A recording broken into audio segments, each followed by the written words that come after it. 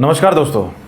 तो दोस्तों, बात आज इस दोहे से कि ऐसी वाणी बोलिए मन का आपा खोए, औरों को शीतल करे और खुद भी शीतल होए। कितनी शीतलता है इस बात में, हम आप सब जानते हैं। लेकिन देखना, ये जो नरेंद्र मोदी अभी भाषण दे रहा है, मैं आपको बता रहा हूं 6 महीने बाद, 7-8 महीने बाद ये घर से नहीं निकल पाएगा। हिंदुस्तान के युवा इसको ऐसा डंडा मारेंगे, इसको समझा देंगे। तो दोस्तों, मैंने कोशिश की है इस वीडियो में कि किसने कब कब क्या क्या बोला है, कितनी लोगों की अपनी जबान के ऊपर कंट्रोल है, और खासकर इन नेताओं की बयानबाजी और जबान को अगर हम सुनते हैं तो आपको आसानी हो जाएगी हम इस समझने में कि इन लोगों की जबान कितनी कंट्रोल में है और कैसी वाणी लोग बोलते हैं। लेकिन जब ये बात पलट के इनके ऊपर आगे पड़ती है तो फिर कितनी झुंझलाहट होती है इन लोगों को। अब ये सुनिए, लोकसभेच्या प्रचारामध्ये सुद्धा जेव्हा राहुल गांधी त्यांना पडकुटे म्हणाला, मी एकटा होतो की राहुल गांधीला नालायक म्हणून म्हटलं, त्याला सुद्धा झोडे मारले पाहिजे। तो इन वाणियों से क्या निकलने वाला है दोस्तों? अब संजय राउत का बयान आप सुनिए।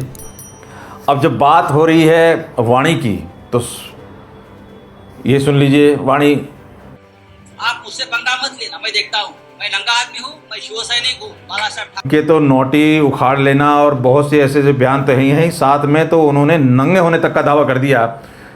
वो अलग बात है कि ना टोक्यो ओलंपिक में ना आगे आने वाले पेरिस ओलंपिक में ये गेम की कहीं जगह है कोई, नहीं तो साहब गोल्ड मेडल जरूर लेके आते।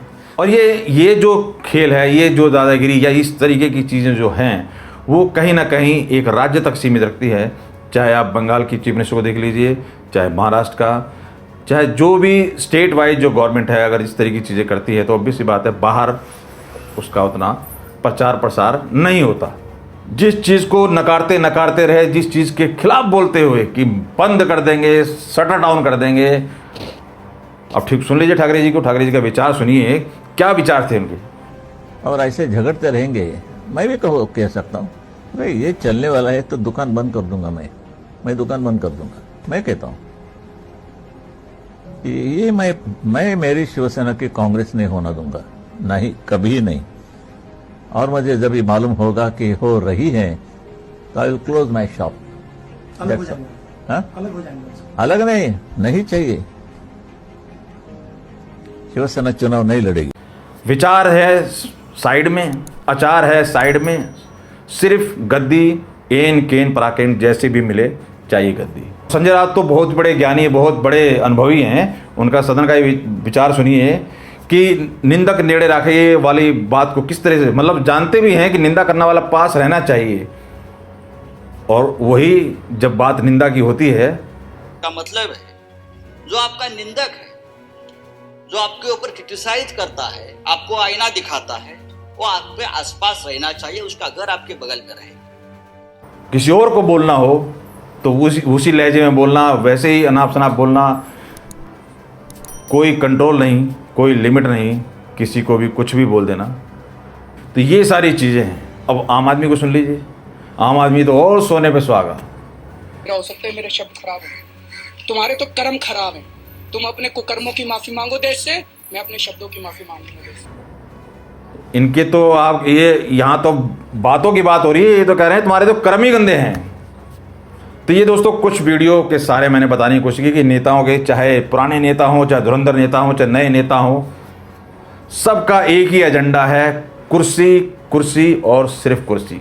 तो कुर्सी के लिए साहब कुछ भी करेंगे, कोई लिमिट नहीं, कोई कंट्रोल नहीं। आज कल उनकी बारी थी, उन्होंने दिखा दिया ताकत, कल इनकी बारी आएगी, ये दिखा देंगे ताकत। आपने देखा होगा तमिलनाडु का भी, जयललिता का, करुणानिधि का किस तरीके से होता था खेल। रात में जाके घर से उठा लिया। किस लेवल की राजनीति। इस वाणी को अगर हम वाणी से टक्कर दी जाए, वाणी का टक्कर दी जाए। अब ये दो तरीके से हो सकता था कि या तो मोदी जी भी बौखला के उल्टा ही कुछ जवाब देते, इस भाषा का जवाब दिया जाता, या फिर उसको इस तरीके से हैंडल किया जाता जैसे मोदी जी ने किया। अब तक करीब 20 साल से जिस प्रकार की गंदी गालियां सुन रहा हूं और अपने आप को गाली प्रूफ बना दिया है, 6 महीने ऐसे सूर्य नमस्कार करूंगा कि मेरी पीठ को भी हर डंडे झेलने की ताकत वाला बना। दो तरीके हैं ये, अब आप खुद सोचिए। ये जो दूसरा तरीका जो मोदी जी ने अपनाया इसके जवाब का, जिसमें कहा कि ठीक है भाई आप कोशिश कर लीजिए, मैं 6 महीने में पीठ और मजबूत कर लेता हूँ, सूर्यनमा कर लेता हूँ। तो ये एक तरीका है, लेकिन हर नेता को, खासकर राजनेता को जो राज कर रहे हैं, उनको तो ये कला आती ही नहीं। जरूरत नहीं, दादागिरी तो कोई भी कर सकता है। दादागिरी के लिए राजनीति की भला क्या जरूरत है। तो आप क्या रखते हैं दोस्तों? अगर आप सहमत हैं मेरी बात से तो वीडियो को लाइक शेयर जरूर कीजिएगा। मिलते हैं फिर किसी नए टॉपिक पे। धन्यवाद।